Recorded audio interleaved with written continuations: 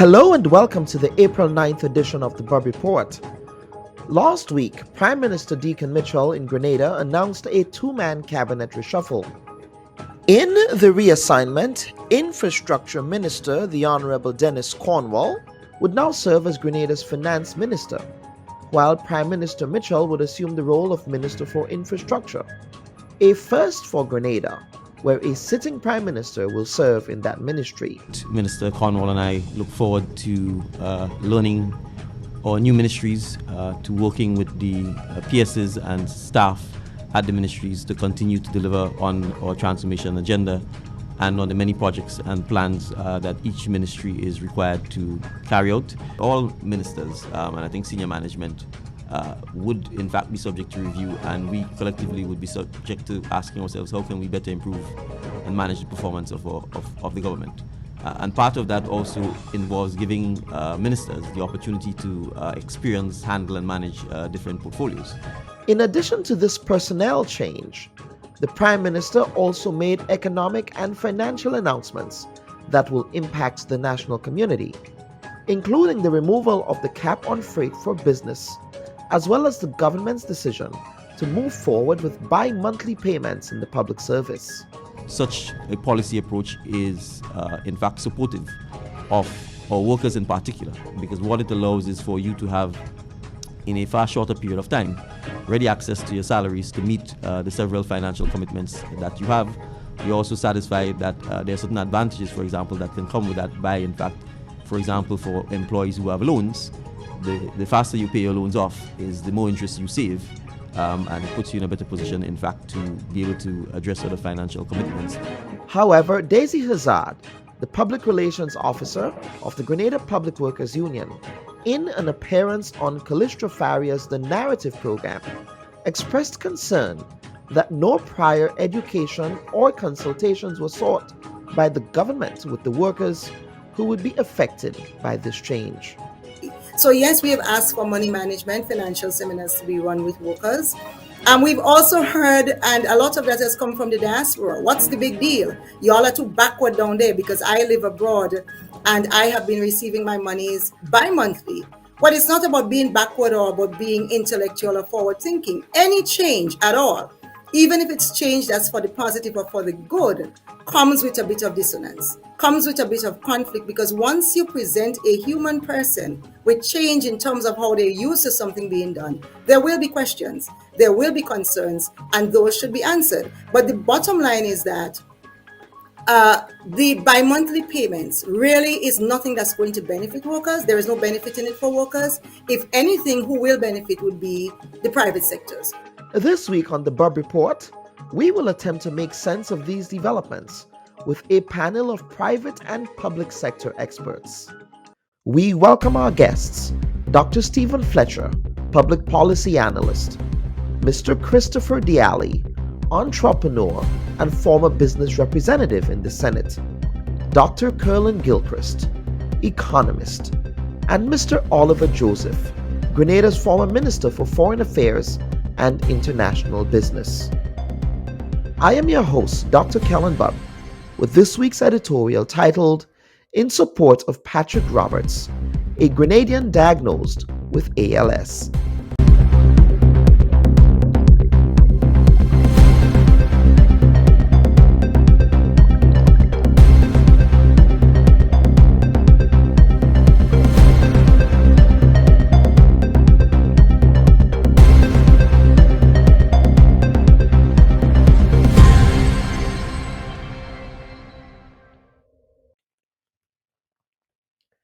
A pleasant good morning to our viewers and listeners of the Bubb Report. As a reminder, this week's episode of the Bubb Report was pre-recorded. As a result, it will be very difficult for us to take your live comments on air. We do apologize for the inconvenience. Now, last week, Grenadian community organizer and educator Nathafa Lewis announced via social media that her dad, Patrick Roberts, was diagnosed with amyotrophic lateral sclerosis. This is a progressive, fatal neuromuscular disease that slowly robs the body of its ability to walk, speak, swallow, and breathe. The life expectancy of a person with ALS averages 2 to 5 years from the time of diagnosis. This disease can strike anyone without much warning. Although the cause of ALS is not completely understood, recent research suggests that multiple complex factors contribute to the death of motor neurons. Specific risk factors for ALS have not been conclusively identified, but ongoing research is exploring the possible role of genetics and or environmental factors. Most people develop ALS between the ages of 40 and 70, with an average of 55 at the time of diagnosis. However, rare cases of the disease do occur in persons in their 20s and 30s. Approximately 50% of people diagnosed with ALS live at least 3 or 4 more years after diagnosis. About 25% live 5 years or more, and up to 10% live more than 10 years. Now back to Mr. Patrick Roberts. Mr. Roberts has been a feature of the Grenadian diasporic community in New York for decades. He readily volunteers his musical talent as a saxophone player at cultural events, church and memorial services, private parties, and at other events where Grenadians converge. On Saturday, May 6, 2023, Nathafa will join thousands of other New Yorkers as part of a walk to cure ALS. The walk commences at 11 a.m. at the South Street Seaport, Pier 16. The Bubb Report therefore encourages all Grenadians in the New York area to support this worthy cause for a citizen that has given so much of his time and talent to the Grenadian community in New York. Viewers and listeners, at this point, we welcome our first two guests for this week's episode of the Bubb Report. He is former St. David MP, who also served as Minister for Foreign Affairs, International Business and Trade in the last administration. We would also be joined by Dr. Stephen Fletcher, a trade policy and strategic planning consultant, who also served as Grenada's ambassador to the European Union under the Tillman Thomas-led NDC administration from 2008 to 2013. We will be joined later in the program by Mr. Curlin Gilchrist and former business representative in the Senate, Mr. Christopher Diali. But first, I wish to welcome at this point Mr. Oliver Joseph, who served as Grenada's former Foreign Affairs Minister, also with responsibility for CARICOM Affairs, International Business, International Trade. Mr. Joseph, welcome to the program. Thank you very much, and thank you for inviting me to be a panel on your program. Let me say good morning or good afternoon, wherever you're located, to all the viewers and listeners. I know this is a very popular program. I get a lot of feedback from it. Yes. And surprisingly, the last time I was on, it was carried, what I said was carried in the local newspaper extensively. That's right. Yeah. So we are, in essence, fostering serious conversation around national development. I would hope that is the point of this, right? Yes. Yeah. Now, Mr. Joseph, do you agree with the Prime Minister's reasoning for this reassignment at the top of the pack, if you will? Well, I don't want to disagree with the Prime Minister's reasoning. He gave that as his justification. Yes. What I find strange is that he only had a reassignment, a switch, a direct switch from one portfolio to the next. In other words, an exchange, you could say, exchanging with Minister Cornwall. Yes. I would think that if you have in a cabinet reshuffle and you want to expose other ministers to other ministries, then you have a cabinet reshuffle. It seemed because of the way it was done, caused more questions than answers. The Prime Minister free to reshuffle his cabinet, to reassign portfolio, that is all within his right. And whatever justification he gives for it, I am not going to question his justification. All I'm saying, based on what he said, was the reason then I would have expected a cabinet reshuffle with more ministers moving around. But perhaps that will come at a later date. But I think well, I will tell you what is on the street, what people are saying, Yes. that he wants to move out from finance because of the challenges that he's facing there and will continue to face. And he does not want to look as though he cannot handle the finance portfolio. And that Ministry of Works, it is said on the ground, I'm just saying what I pick up, have a lot of projects to do, and he wants the credit. He wants to be in the Ministry of Infrastructure, Public Utilities, Transportation, because that's where the action will be. And he wants to come home. But wouldn't he be getting the credit irrespective of which government minister is there? At the end of the day, he is the prime minister. He is leading a cabinet of ministers. Yes, but you see, in Grenada, there is this mystic about Ministry of Finance and who heads it. And all fingers point at the Ministry of Finance. That's just the culture in Grenada, that we look up to the Ministry of Finance as the main decision makers, simply because they control the purse. They decide on how the budget, the allocation is made. Of course, it is done at the cabinet level. When you sit in cabinet, every minister has a chance to put his input in terms of policy, in terms of allocation of resources. But when, even in the cabinet, when certain ministers do not get things, they blame the Minister of Finance, inside the cabinet. Because And that has happened in your administration. of We've seen course, that. of We've course, experienced that. and I'm sure it will happen in all administration. Because remember, every minister, especially if the minister is a parliamentary representative, he wants not only for his ministry, but for his constituency. He wants funds to allocate, and so he comes to cabinet and fight for funds. And every time when I sat in cabinet, and I would say, well, St. David's is the largest constituency, so we deserve more. It cannot be done equally, it must be done proportionately. And the other members will say, you see, every time St. David's is the largest, St. David's need more. So everybody is fighting to get more. And then I'll turn to the Minister of Finance and said, but St. David's need these things, and therefore we need to address it. So finance has that sort of role, and in the image of the public, the most critical ministry, if you want to see it that way. And therefore, the feeling on the ground is that it was done so suddenly. It was just announced, we'll do the switch now. Not wait for 1 year, because you announce a budget to be implemented in 1 year. Let's wait a year and then give the new minister to come in. So these are what I'm expressing there, the views, the general views that I pick up in Grenada. But as I said in my opening remarks, that is the prerogative of the Prime Minister.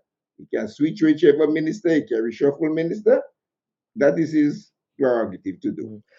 But if in thinking about the qualifications or the experience of the individual, that's Mr. Cornwall, who would be taking over the Ministry of Finance, do you think that the Prime Minister perhaps put the cart before the horse in the initial cabinet announcement when the administration assumed office in July at the swearing in, when he made Cornwall Minister for Infrastructure as opposed to making him Minister for Finance then? Because based on Mr. Cornwall's experience within the Ministry of Finance, one would have imagined that perhaps that might have been a better fit. Well, you have two ministers with the qualification and the experience, Mr. Dennis Cornwall and Mr. Lennox Andrews. Both of them are economists. Both of them worked in the Ministry of Finance, and they have tremendous experience in that field. The expectations I had, and many people, was that Mr. Lennox Andrews would be named as finance minister in the very first announcement in the formation of the cabinet. And that was also my expectation, because he's my very good friend. And when I spoke to him before the cabinet was announced, I said to him, I hope when you take over, when you get the portfolio of as Minister of Finance, you will do so and so. And I expressed some areas to him, because but the Prime Minister, perhaps at the beginning, wanted to take control of finance, to see, to take certain decisions. And as I said, 9 months after, he has decided to switch it with Minister Cornwall, who is a qualified person for that area. So, but these things, are based on policy, Nothing will change in the Ministry of Finance with Cornwall going there unless the government announce new policies. Unless what you have really is cabinet government, You sit in cabinet and you take decisions, And your weekly cabinet meeting, from every ministry, you have issues coming for policy decisions by the government. So unless these policies are changed, there is little that Mr. Cornwall could do to make any major difference in the Ministry of Finance. Definitely. It looks like Dr. Fletcher's internet seems to be a little better now, so we'll try and get him on. Yes, yes. So, Dr. Fletcher, we will continue the conversation. Mr. Joseph, the theory of the case here is that this cabinet, well, I would not even call it a reshuffle, a cabinet switch at the top of the pack, if you will, with two of the more high-profile ministries, is happening at really the beginning of a budgetary cycle. It's happening at a time when the Prime Minister did not even complete 1 year. The administration hasn't even completed 1 year in government yet. But here we have a cabinet reshuffle 9 months in to 1 year of the administration being in office. Was this cabinet reshuffle necessary at this point, Dr. Fletcher, in your estimation? Okay, right. Good morning, and to Dr. Bubb. Morning, Minister Joseph, former Minister Joseph. Are you hearing me? Yes, we can hear you. Go ahead. Yeah, to your viewers and listeners. Sorry for the fluctuation in the internet services. It's one of the things that need fixing, and hopefully the new Minister of Infrastructure will assist in solving that problem. So let me also say that my appearance here this morning is in my personal capacity. Yeah. Yes. I'm not representing any government entity or so. It's in my personal capacity, as you know, Dr. Bubb. So correct. I have heard some of the discussions that took place regarding the cabinet reshuffle that has occurred. I would not call it as an exchange. It is a reshuffling of the cabinet that has occurred, with two ministers been taking up different portfolios. Dr. Bubb and viewers and listeners, change is an important one on 3 or 4 basic pillars. Here is a leader that has operated outside of the frame of any prior political period in this country. He has broken, I think, every established norm that was expected. So he became political leader of a party in November, and by June, he was elected Prime Minister of Grenada, Carriacou, and Petite Martinique. So that reflects a leader that is not the orthodox leader. He's very much in the transformational mood, I believe, as he has explained, for his manifesto going forward, for the purpose of him being Prime Minister is to transform Grenada. And therefore, taking on or making the change in the first 9 months of being in government is not something that I would see as a negative. Instead, I would really see it as his leadership being different. Second fundamental pillar is this.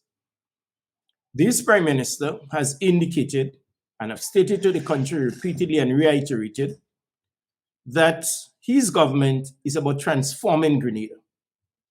A fundamental pillar of that transformation has to do with infrastructure and the implementation rate for projects. He is therefore, in my view, putting his leadership on the line and saying, I am going to lead in the area that is deemed to be most critical at this stage for the development of Grenada, Carriacou, and Petit Martinique. And therefore, as Prime Minister, I am going to, notwithstanding the fact that I do not cast any aspersion of my colleagues' ability to lead and to lead the various ministries, but he is saying that as leader, as Prime Minister, he is prepared to stock out in an area that is absolutely critical, absolutely important. And may I say this, the third point, never before in Grenada's history have we seen a Prime Minister take on a Ministry of Infrastructure, a Ministry of Communication and Works.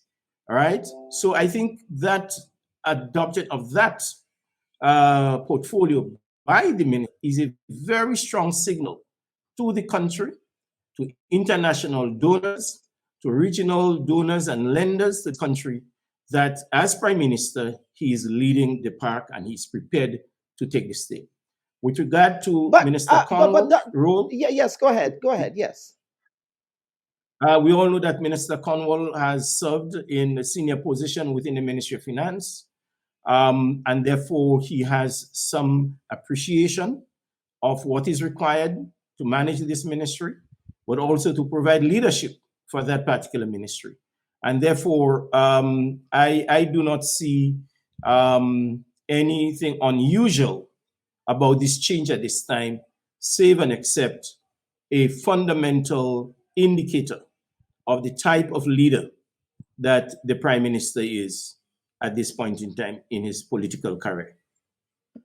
But the Prime Minister also said, and I'm going to bring back Mr. Joseph here, the Prime Minister also said that he wants to get experience in other areas of government, and he wants his ministers to get other experience in other areas of government. So why then would you then have only one shift as opposed to other shifts, if that makes sense? Well, I mean, I do not know the rationale for the Prime Minister's thinking along those lines.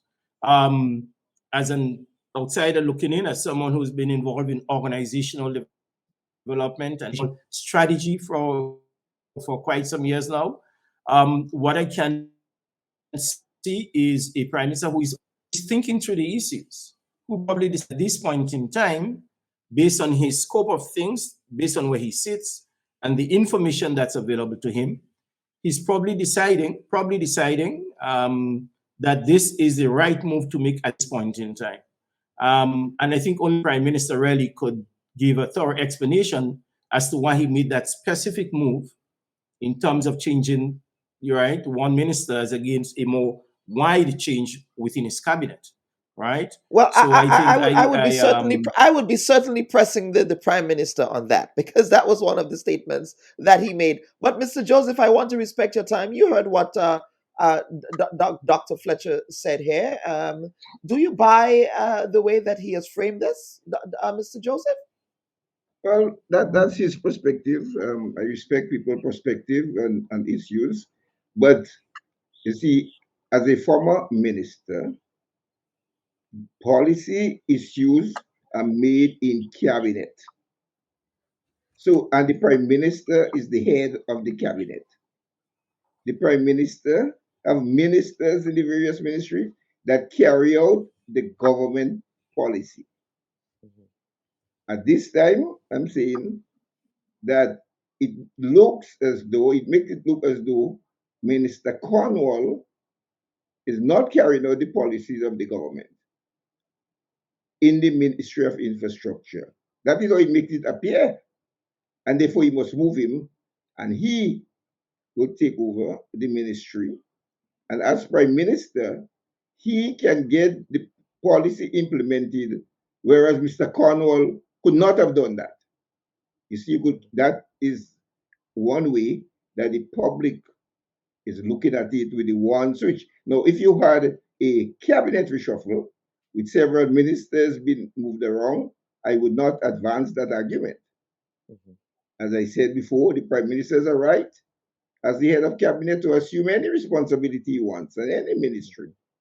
But in a financial year, the budget is for a financial year, and our financial year runs from January to December. You introduced a budget that you said contains measures that will be done during this fiscal year. And therefore, I thought the Minister of Finance and Prime Minister will sit there for the year, you see, to get these measures introduced. And if he then wants to switch ministers, the new minister will be given an opportunity to present the budget and preside over it for at least 1 year.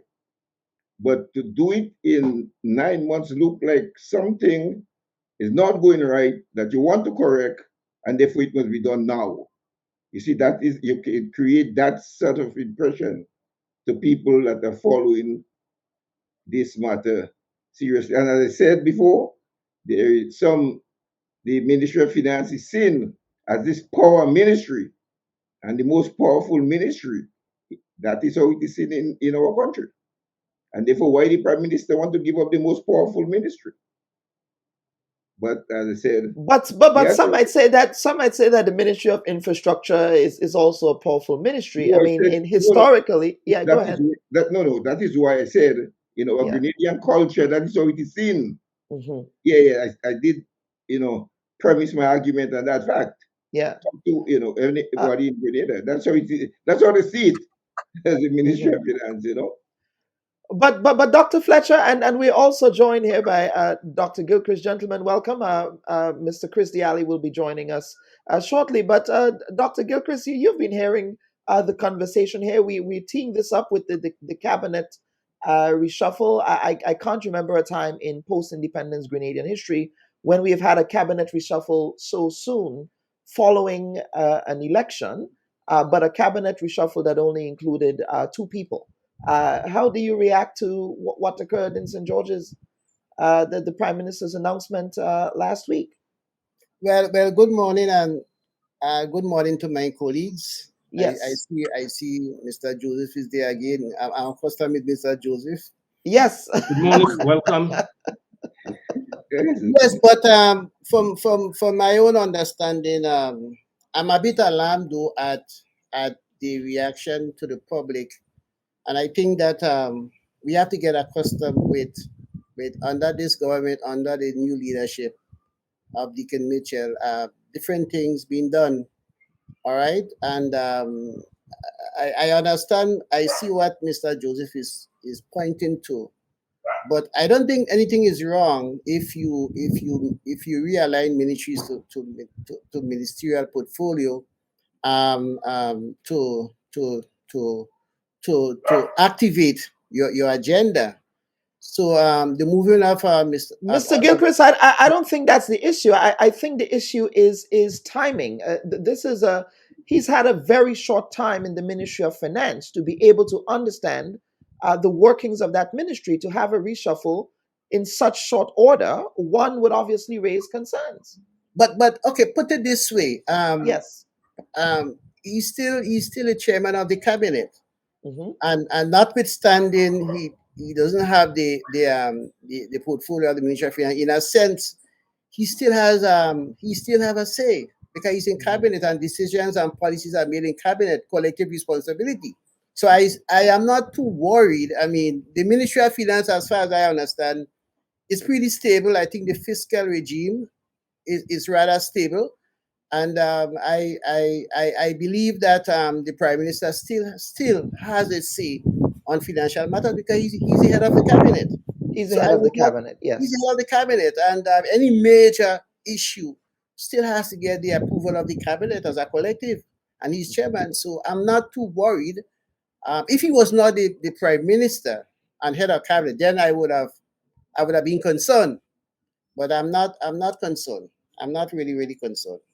Okay, we would stick a pin, but Mr. Joseph, I want to respect your time. We want to talk about, before you leave, the recent diplomatic appointments made by the Minister for Foreign Affairs, the Honorable Joseph Endel. Some on the list are career diplomats. Some will be entering the diplomatic service for the first time. Um, but there are others who are non-career diplomats, which really goes against what this administration promised in respect of ensuring that the diplomatic corps is complemented by qualified people from the ministry. But we've seen in the case of Cuba, for example, that the diplomat that was appointed there was an active member of the National Democratic Congress within its party structure. But let me get you to react to the appointments, the diplomatic appointments that came down the pike. Right. So first of all, the announcement was made by the Minister of Foreign Affairs, but it is a government decision. Cabinet would have had to agree on all the names that was appointed. So that is the right of the government. The only issue that we'll have is that the government promised that they will, as you mentioned, build a cadre of public service diplomats, and we did not see that happening. What we saw was more political appointments. That is what we saw being announced. So from that perspective, I was a bit disappointed that the government did not follow through on its promise to have more career foreign service officers being appointed to head missions, and instead you have a majority of the appointees as political appointees to the position. But it is entirely up to the government to decide its representation abroad. But people will judge you based on what you've said. You will make a difference. You will change it. And then if you go ahead and do the same thing, then you have not made any changes to the way diplomats are appointed. But it is, as I said, the right of every government to choose their representative to represent our country throughout the world. Mhm. And before you go, two final questions. One, we saw the charges brought against Grenada's former ambassador to the World Trade Organization, Mr. Justin Soon. That might not have gone down well with you, Mr. Joseph, given that your previous administration reposed lots of confidence in this gentleman to represent Grenada. Obviously, the charges are not related to his representation in the context of Grenada. It's related to other matters. But any comments on that Justin Soon matter? Well, the charges were not related to his ambassadorial appointment, and you could appoint not only just anyone. You could be appointed ambassador today with all the clean record you have, and so 1 month afterward you are charged for a crime. Is that the government responsibility? At the time when you were appointed, you had a clean record.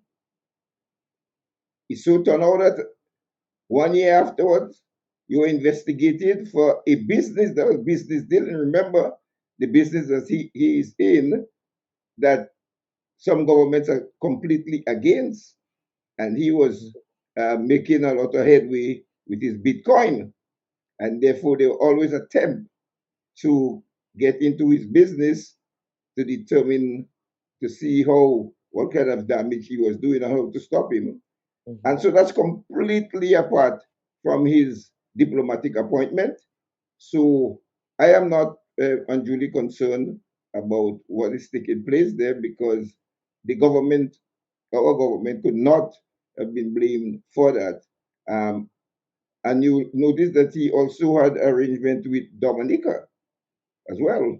Yes, he did. Yes, he did. Yeah, right. And other countries, And the fact is, as I said at the time, when we make an appointment to do all the due diligence, and it came up clean. So if, say 1 year later, something happened, It's unfortunate, but I don't see how that's tied to his appointment or to the appointment that we made. Mhm. Okay. And finally, we're hearing a lot about you, of course, are the chairman of the new National Party. We're hearing a lot of conversation around the Honorable Delma Thomas, who is the MP for St. Andrew Northwest. As far as I'm aware, she is still a card-carrying member of your organization. But it does appear as if there might be some rifts there between Delma Thomas and your political leader, Dr. the Right Honorable Keith Mitchell. Is there anything being done at the internal party level to perhaps manage that kind of conflict that's occurring now? Or as the chairman of the party, can you speak to what might have been happening there? In politics, perception is reality. Uh-huh. So that's a perception that there is a Minister MP Thomas is still a member of our party, still a member of the executive. And if there is any rift between herself and the political leader, that has not done anything to disrupt the functioning of the party. We have structures in place to deal with any rift that occur, whether it's between the political leader and a sitting MP or any other member, in fact. So that is not any strange occurrence, but it is out in the public, and I say the public perception is that there is a rift between. But it's not only public perception, Mr. Joseph. The last time MP Thomas appeared on the Bubb Report, I asked her about her relationship with her boss, Dr. Keith Mitchell, and in fact, she was stumped by that answer, and she said there hardly is any communication between her and Dr. Mitchell except on matters that relates to Parliament, when they have to attend Parliament and when they have to caucus on that level. We also saw Mr. Andre Donald on Real FM a few weeks ago calling for Delma Thomas to not only resign from the party, but to resign as the Member of Parliament for that constituency in order to allow a by-election to happen. In fact, he said that it was the NNP foot soldiers that elected her into Parliament, and so she should be loyal to her party. So I don't think it's a question of only public perception. I mean, these are concerns that are raised by MP Thomas herself and by someone like Mr. Andre Donald, who is, as we know, is an NNP activist in many ways. No, Mr. Andre Donald is free to express his opinion on any matter of public interest. You asked me in my capacity as chairman, and I was responding in my capacity as chairman. As chairman, okay. Yes, see, within the party, we have mechanism to deal with any rift between members. That is how I was responding, right? And that matter, I'm sure, will be dealt with in an amicable manner within the party, because I see it as an internal matter within the party, and then the party will take whatever measures is necessary. So you're saying that the party, if the party has plans of dealing with that matter, you're saying? Yes, the party do have plans for dealing with the matter, yes. Okay, all right. So, and I suppose that's all you're going to tell us at this point, but certainly when it does come, please indicate so that we can have an item for the Bubb Report. Yeah, but Mr. Joseph, I want to respect your time. Any final comments, Mr. Joseph, before you leave us? No, I just think that it's good to have this discussion on your program. Yes. As I said in the beginning, it's listened to, and I hope some of the recommendations that are made will be taken into consideration. You have Dr. Gilchrist as an advisor to the government. You have Dr. Fletcher on the panel, policy analyst. So I think you constituted a good panel to deal with these matters. And so I want to wish you all the best. And to the other panelists, they are very competent people. I worked with Mr. Gilchrist a number of years. So we work together. And so, for the sake of Grenada, I just want to see everything go well. The plans of the government, because it is Grenada we are concerned about. I think too often in Grenada, we look too much at the political sides of things instead of looking at Grenada and how we could advance Grenada. And what I've been seeing recently is a number of attacks. Few make some comments that are not in favor of the government, you're being attacked. Well, I have never come on any program and criticized any minister. All I do when I come, I talk about the policy of the government. So I don't know how that make me the subject of criticism because I disagree with something that the government is doing. I think that has been, we've seen an increase in that recently, and I hope we will see the discontinuation of that sort of behavior, and let us deal with issues and how we could address. I happen to agree with you there. I think the discourse needs to be elevated. That's what we try to do here every week. Yes. Try to discuss issues, not personalities. It's not about personalities, but it's about the issues. And at the end of the day, it's also about Grenada, which I think we would agree on that as well. Yes. Good. Okay, Mr. Joseph, Oliver Joseph, former MP for St. David, former Minister for Foreign Affairs and International Business. Thank you for appearing on the Bubb Report this week. Thank you very much for inviting me. Absolutely. Viewers and listeners, we are going to come back with the rest of the panel. What we will do now is to take a quick break, and we will come back with the rest of the panel as we continue this conversation this week. So please stay with us. Should your loved ones pass on, they deserve to be treated with dignity. And at S.A. Johnson Funeral Home, we can provide you with that service. We can take you every step of the way during your sorrowful moments. When that need arises, call S.A. Johnson Funeral Home at 347-777-9797. That's 347-777-9797. S.A. Johnson Funeral Home is a Caribbean family-owned funeral home here in Brooklyn, providing funeral services, but in a dignified way. From cremation to burial to the repatriation of your loved ones, you don't have to go through the hassle, as we provide exceptional service that allows you to mourn and heal peacefully. For more information, visit our website, www.sajohnsonfuneral.org. Send us an email at sajfuneral@aol.com or call 347-777-9797. S.A. Johnson Funeral Home, because you deserve to be treated with dignity.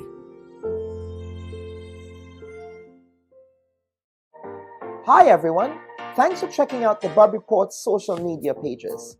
If you'd like to get more videos, show highlights, and watch our weekly live show, follow our Facebook, Twitter, and Instagram pages, and also subscribe to our YouTube channel. You can catch repeat episodes on Wednesdays at 4 and 5 p.m. respectively on CRFM Radio and GBN TV in Grenada. We are also viewed on Sundays at 8 p.m. on WPG10 throughout the Caribbean. Thanks for watching. And viewers and listeners, welcome back to this week's episode of the Bubb Report. Of course, we want to address some other issues and some other announcements that were made by central government last week in St. George's. Some of those other announcements included the promise of the bi-monthly salary payments or semi-annual salary payments, depending on how you frame it. As well as announcements. Of course, we already discussed the cabinet reshuffle there. So I want to bring back both Mr. Gilchrist and Dr. Fletcher and Dr. Gilchrist. Gentlemen, thank you for staying with us. And of course, happy Easter to the both of you. I know that it probably would be a busy and hectic weekend. So I want to thank you, gentlemen, for staying with us. Of course, this week as well, the government announced the bi-monthly salary payments for public servants. Were you surprised or were you not surprised at the fact that they have actually started to implement that promise, the promise that was made in the last election? Dr. Gilchrist, I want to begin with you. Yes, thank you very much for start. So I will open back on this one, right? Yes, yes. Yeah, well, I think this is this is great because as you know, and it was easy to do in the context of the electronic age that we are in now. You know, Mhm. 15, 20 years ago, payroll was generated manually. So 20 years ago, I would have said administratively that would have been a nightmare to get done. But in the era in which we live now, the electronic age, the IT age, knowledge and technology, it's very easy to do administratively. Secondly, so there is no administrative fallout from the decision. In terms of its impact on the economy, yes, you know, basically economists will tell you you need circulation of money, right? You need to increase the circulation of money, and that will help increase activity. So I believe it's a good decision, should have been taken before, but nonetheless, it's done at the right time. At the right time, and I believe when the dust is settled, we would see its impact. But I think it's positive. Some may argue, well, it's the same salary. You simply split it in two, so there is no impact on the economy. But I think the circulation of money. So you're talking about by the 15th of the month, about $20 million being injected in the economy, whereas you have to wait until the end of the month. So that 20 million being injected, money has a way of multiplying, all right, and we will definitely see the multiply. So I think it's good. In addition to that, I'm sure the government later we'll be focusing on growth and investment and additional injection into the economy. From an economic strategic perspective, I support the move. I think it's good, and I think the consumer and the employee will adjust, and we should see some positive impact in terms of the increase in economic activity throughout the months. And Grenada needs to increase its activity. What I would suggest also, I recommend, I want to see the night economy being activated some more. We cannot run an economy and just 8 to 4. We need 24 hours economic activity to grow this country. And I think this is a sign. Wouldn't you say that there is a night I economy? just slipped that one in. No, I just slipped that one in. to dodgy dock or bananas. I suppose there is a night economy in the southern flank of the island. Again, there might be a night economy in other parts of the island, but that's where I traverse when I'm in Grenada. So Yeah. please don't, for the viewers, don't eat my head off for saying that there isn't a night economy in other parts of the island. Well, So okay, let me give you an it's not a example. big difference. Yes, Let me go give you an ahead. example. For example, look at merchandising. Yeah, Yes. you could have like packing the shelves and putting goods and getting to the order in the supermarkets. That could be done at night. So when 8 o'clock, you're ready to serve customers. Okay. You know, and that kind of activity, that can be a lot of preparatory activity in getting business ready for a 7 o'clock opening. And because one of the reasons why you find some business opening that late is because they have to come early and get ready to serve the customers. A lot of these things can be done with a different shift. Yeah, you create more activity, and with that will come the demand for transportation, and will drive the transportation industry. So it's a lot that has to take place. But I think so. I was making the point that the monthly salary paid by monthly.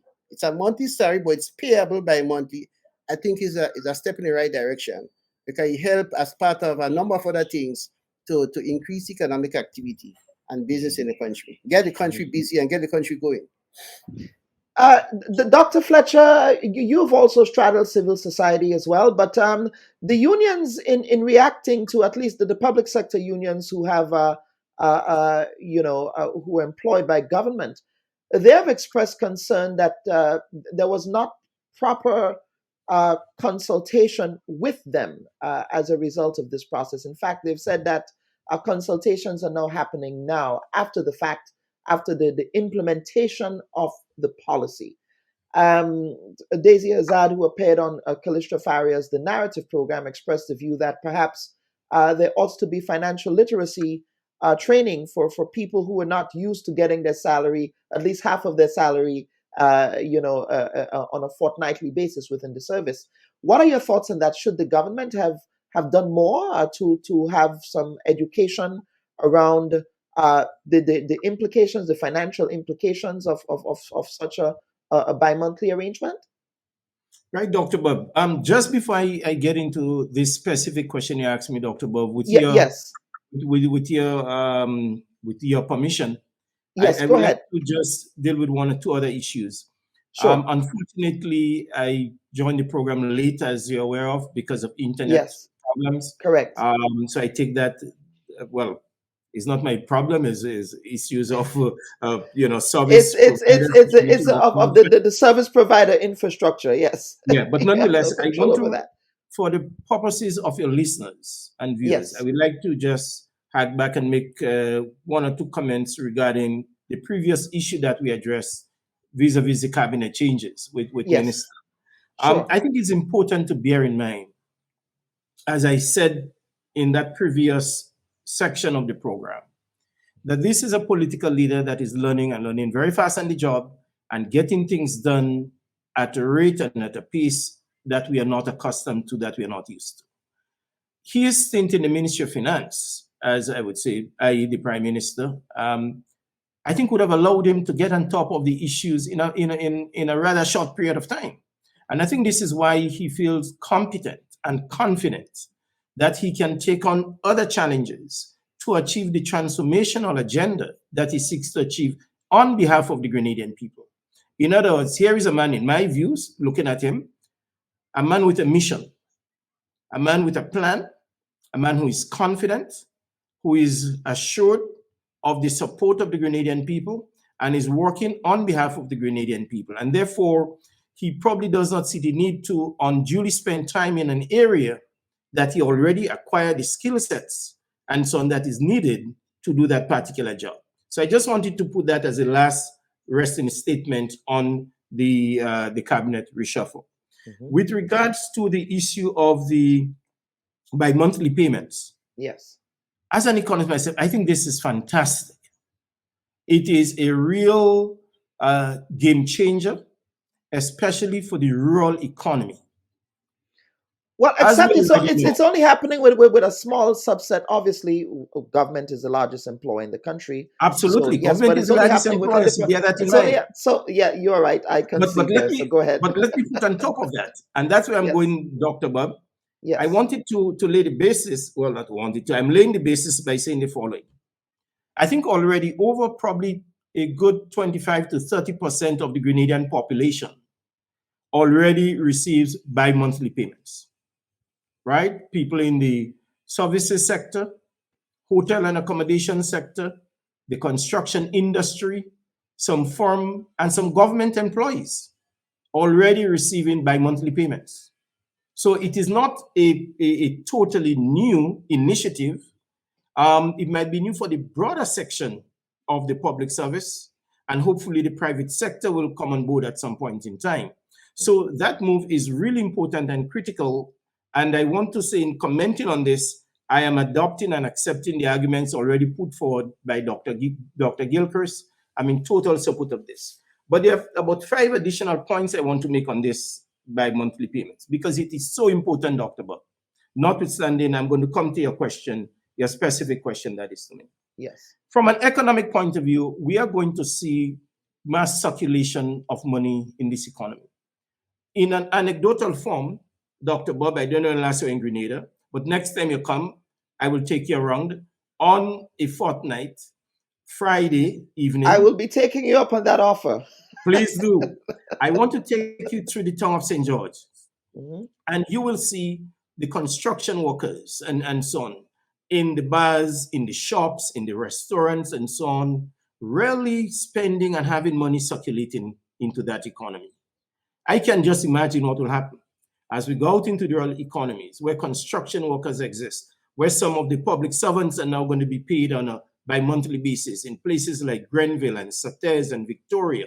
I think this will have a significant impact on increasing the circulating flow and increasing the multiplier effect of monies as we circulate. So it's a great thing for the Grenadian economy, as most of the countries in the world already paying in that way. So it's great. The second point under this factor is the significant impact on loan payments and for persons who got mortgages. So I did some brief analysis of what it means. Now, at the top level, for institutions that are going to accept bi-monthly payments, right? And I think I encourage the institutions and persons with loans to talk to the financial organizations to explore the impact of bi-monthly payments towards the loan as against the monthly payments. So for example, and my research assistant has done that computation on my behalf. If you have a $300,000 loan and you're paying 5% interest with a 25 years mortgage, and you got a monthly payment of $1,000, let us say $700 plus, your total interest after 25 years will be in the region of $226,000 or so $226,000, 100 and probably 40 something dollars, right?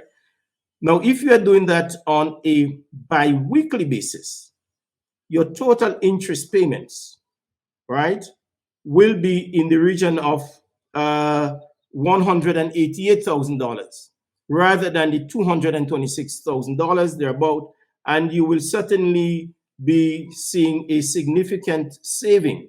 You will have significant saving on your interest payments. Now, what are the implications for that for financial institutions, Dr. Bubb?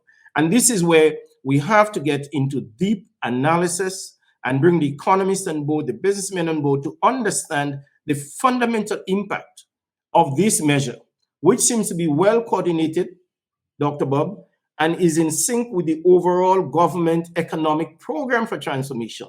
So when discussing this matter, it is not, let me not say it is not, it is probably much more useful to look at it as part of an overall economic package that the government offered in its election manifesto, because they are coming together to create that economic transformation. It is coming together to create the catalyst for change. One of those changes going to occur certainly in the issue of the, and I made a note here, the growth issue. This bi-monthly payment is likely to see and likely to impact on growth of the economy. In the same way, Dr. Bubb, as the nutmeg. You remember the days of high nutmeg production, high nutmeg sales, and the money circulating within the villages through the nutmeg pools. During the peak of the nutmeg season, we see village shops buzzing with economic activity. Places like Gove and Victoria and Sates, where we have, well, used to have high volume of sales of nutmegs and mace. The economy used to be quite buoyant. In fact, the reduction in some cases or the elimination of nutmegs from certain villages and towns have led to an erosion of economic activity and economic growth, not just at the national level, but also at the parish level. And that is something we must in fact consider. The other impact that we need to look at is how this is likely to impact the issue of transportation, which is a real serious problem. I think the private sector now must really respond to the demands and the requests for transportation, because more persons on a regular basis will want to go out, will want to spend the money, will have things to do, and therefore the transportation requirements will increase. So to your point, Dr. Bubb, which you have been waiting patiently for, the trade union response, and Yes, in particular, the recommendation for financial literacy. This is an important one. And in my readings recently, and from the utterances of the last press conference that was held, in which Permanent Secretary Mike Sylvester gave a very detailed response to this, he has indicated, and I've since seen the evidence on this, the government has committed to start a series of financial literacy programs in the very near future. I think it's next week or so. I'm So aware there's of that, but the fundamental question here is why were these financial literacy programs not done before the implementation of the policy? I don't right. think the unions are opposed to the change in the way that salary would now be paid uh, bi-monthly, but it's an issue of educating people in advance of that change.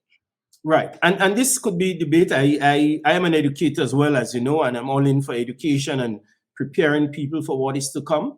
And probably one may wish to argue that probably there were not sufficient of it. And that this is something that needs to be done. There were consultations held with workers. In fact, I myself participated in one such consultation. And during this consultation, the issue was raised by workers. Workers themselves requested that the government embark on financial literacy programs.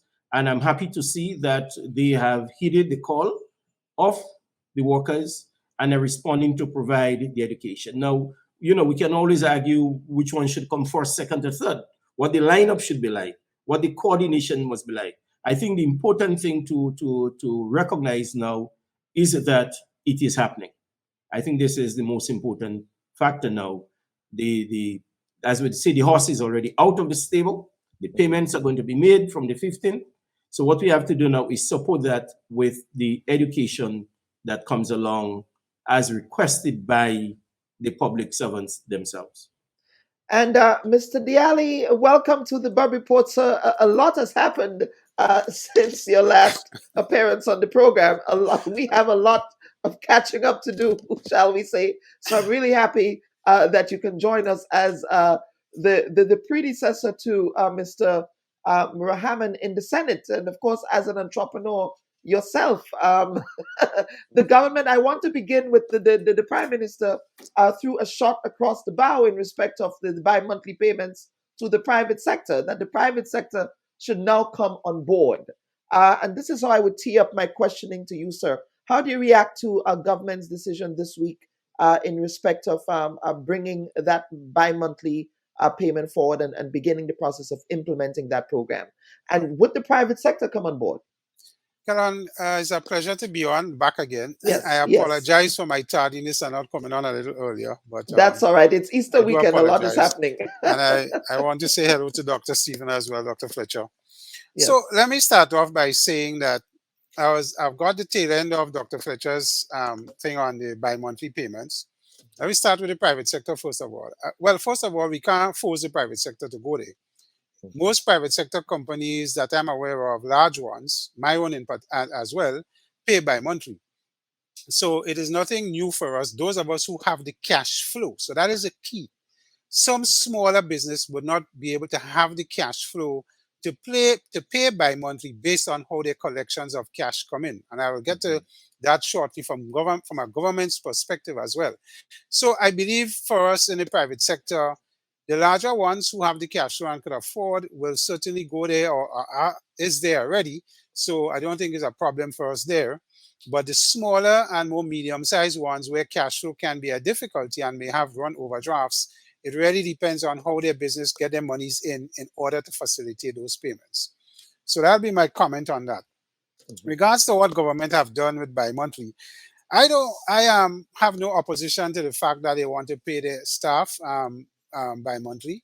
As Dr. Fletcher alluded to earlier, it exists a lot in various sectors, for example, construction and so on, and where he spoke about, the construction guys will be in bars paying and so on. The only issue is that is the financial literacy part, because a lot of people may not understand this is not getting money twice a month in sense that you're getting two pay in twice your pay then, sorry. You're getting the same pay, but it's the same salary in half. It's split in half. That's right. That's right. So if you can't manage your money, you will not be any better off in terms of what happens. And I'm not sure I buy the argument that there'll be so much more money circulating in the economy, because Dr. Fletcher said it already. All the major service sectors like construction and others have bi-monthly payments now, and they spend accordingly. It wouldn't, in my view, if you include certain public sector workers, you'll see a huge injection of money and economic activity generating far and above what exists now. So that is left to be seen from that perspective. But I think the one thing I certainly have to disagree on that I cannot understand yet, even when PS Mike Sylvester explained it, is how your loans, and I heard Dr. Fletcher talk about gross interest payments of 200,000 is going to drop by 180-something thousand when you get paid twice. My conversation with the financial institutions is this: if you have a loan payment of $1,000 a month being made, and if you take a mortgage, I'm taking Dr. Fletcher example of a mortgage, and you have interest and it's paid on a reducing balance basis, and you have a fixed payment every month, let's say $1,000. When that $1,000 comes in to pay the bank, whether it's at the end of the month or half month, is $1,000. Most of it goes to interest upfront. That is how the bank take off their payments, and a very small portion goes to principal. If you want to reduce the interest payment on your loan, you have to put more of it to the principal than the interest. So as the principal reduces, the charge on the principal, the interest charge will reduce. That is the only way you can get a savings in terms of a mortgage payment on your loan. On top of that, the banks have the view now that once you see they have this bi-monthly payment, all they're going to do is split your loan payment in half. So if you were paying $1,000 and you're getting paid the first by the 15th and by the 25th of the month, what they will do is take $500 upfront and $500 in the end. Because the banks are aware that if you put all the money there and it goes through their account and they go to the ATM and they see, they may take all. And the banks may not get a full $1,000 at the end of the month, because you have other deductions that may come out from that person's salary, whether it is up in the front or down in the back. So it is one of those things that is difficult to understand how your mortgage payment or your mortgage overall, even as Dr. Fletcher alluded to, in the end, at the end of the 25 years, you're going to be paying less interest. The only way you can pay less interest, in my view, Dr. Bubb, is that you have to get extra money to put on the principal. So you reduce your principal faster. As a result, your interest charge will come down. The maths is not complicated. It's a simple maths. And if it's on reducing balance basis. So I would like to see how those calculations, I heard he said his research assistant. I'm open to seeing how the research assistant arrived at that, what about $40,000 in savings based on what Dr. Fletcher presented. It'll be interesting to see how that came up. But understanding how the banks take their payments, and when you pay you're paying to your mortgage, I don't see it off the top unless you have extra money coming into place on the loan. All of us have had mortgages. If I want to reduce my mortgage faster and I get a bonus payment and then I throw some against the loan. And I specifically tell the bank to put it against my principal, because that's the only way your interest will come down. No other way. The transportation issue that Dr. Fletcher alluded to, I believe that is an area that requires deeper thought. I had alluded to when I was in the Senate that I am in full support of Grenada's transportation sector, as Prime Minister alluded to. I heard him in a conversation earlier on this week, that we have a unique situation in Grenada where the transportation sector is controlled by private sector people. They own their buses, they could do us what they want when they want, cause strikes and disrupt the entire fleet. And I always said, there is nothing wrong in blending a certain part of that transportation sector in Grenada with the public sector. Public sector having parts, as you see in Trinidad, as you see in Barbados, as you see in all the other islands that we know about. You could have private sector run alongside public sector. And I did say to the government at the time, get a few buses. EV buses are a common thing now, less costly to maintain. Bring in 12. Offer it to the school children in particular, because school children have difficulty just to pay the bus fares to get their children to school. So offer it to kids, offer it to the school system during the day, and in the night, they could take it to the public sector. Because most of our private buses in Grenada stop at 7 and 8 in the night. And to get the economic activity that Dr. Fletcher is talking about, you must have them running up to at least 12 in the night. So if somebody wants to go from somewhere in St. David's to a restaurant in Lansopine, they are assured that they can move backward and forward up to 12 o'clock and be transported safely to and from the destination. So I support that the Prime Minister, when he said that we need to look at this, there's a study I think he alluded to that is being done now. But my argument has always been, let us blend it. That way we secure, and transportation is a big thing for economy. It's a significant part of the economy in order to grow the economy. And as Dr. Fletcher alluded to, if you want to transform, that is one place of transformation. The other point I'll make quickly is this. I have heard the bi-monthly payments. the key in this, as far as I'm aware, I've never worked in the public sector, but being close to the public sector and with friends, the priority for us, for the government every month is to pay salaries. That is a priority. And you have to watch your inflows of monies coming in, because government don't have a set of money sitting in a vault. They depend on cross-border taxes, and in particular VAT, that is paid on the 20th of every month. And when you see the intake in VAT and what you expect cross-border, you allocate everything to your salaries first. And once that is done, then you're safe to apply to the other creditors, as we call in government, the claims, and claims to the private sector and so on. So the bi-monthly payment is obviously going to have an impact on your cash flow and how that comes in and the timeliness of the intake of cash. And that is going to be the key. I could see that if you, in the first half month and you get VAT on the 20th and you're paying by the 15th, you may have the monies to pay properly. But the second half is where the challenge may be and will be totally dependent on cross-border. And if those cross-border taxes take a hit in any form or the other, then there will be constraint. And to me, the people that will suffer, given that priority has to go to salaries and wages and pension and all the rest, the people who will suffer is the people who have claims on government, which is the same private sector, who they take goods and services from and will have to be paid.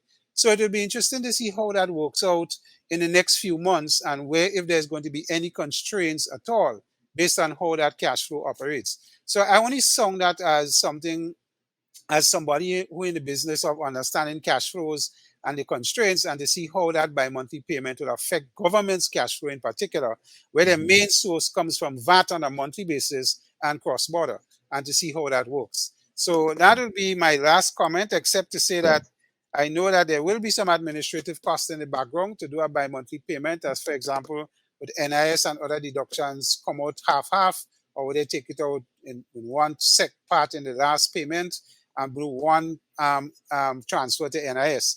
Because to do it half-half, do piece in the first half and piece in the second half is going to increase administrative work both on the NIS end and on the government end. So I'm not certain how those dynamics will work, but it just goes to show that if we do it in my business, we take all our deductions on the last half. So when we make one transfer, is one thing to NIS, one lump sum at the end of the month, and it's easier for me administratively on my side and on NIS side. And with NIS going digital, with the entire portal, is going to be interesting to see how that works as well. So those would be my few comments. Dr. Yes, absolutely. Good open back from your end. Dr. Fletcher, your methodology. We need to see the methodology by which you have come up with what your support of the theory of the case advanced by Permanent Secretary Mike Sylvester there. So let me first welcome my brother, Brother Diali. It's a while we have not met, so it's good to see you again. Same here, Doc.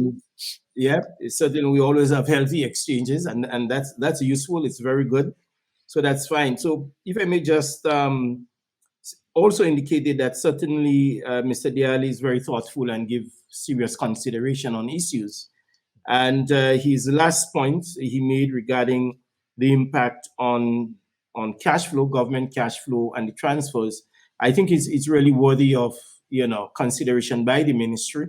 And I have no doubt in my mind that the ministry officials, their PS and so on, would have had that under active consideration in terms of how you measure and balance of government intakes with payout. And I'm sure that good cash flow management exists, and the policymakers at the ministry took that into consideration and hopefully will not jeopardize the state of the economy at this point in time, but they would have taken that on board.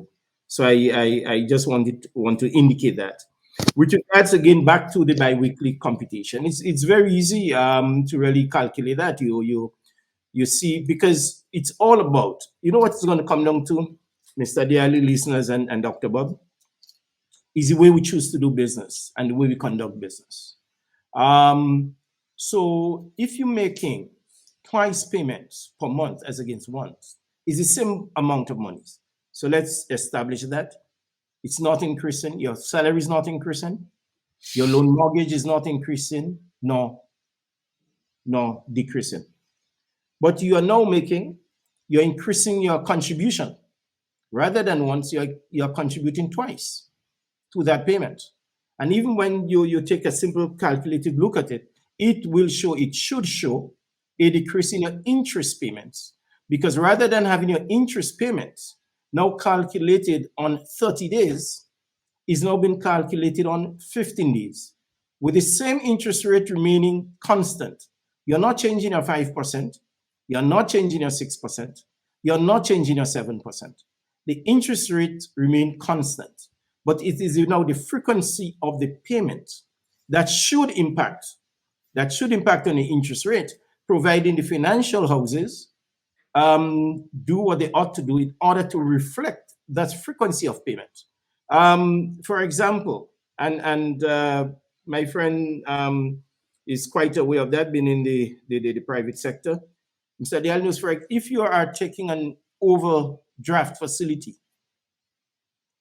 the cost of it will depend on the number of days, right, that you have that facility for, generally. It also depends on your ability to negotiate the best rate possible. And thirdly, what the bank policy is. Always rest on those pillars. So I do believe that in the case of the bi-monthly payments, and I've done some literature review on that as well, read up some literature that has been produced on it by banks and so on, making bi-monthly payments, same amount as again monthly payments. And what makes the difference really is the frequency of the payments that's going to be coming in, as well as the ability and the propensity of the institutions to reverb the way that they do their calculations, so that in fact it reflects in the pocket of the loan payment. Mr. Diali, I said Dr. Diali there, No. I think you should consider doing it at this stage, Doc. You should go that route, right?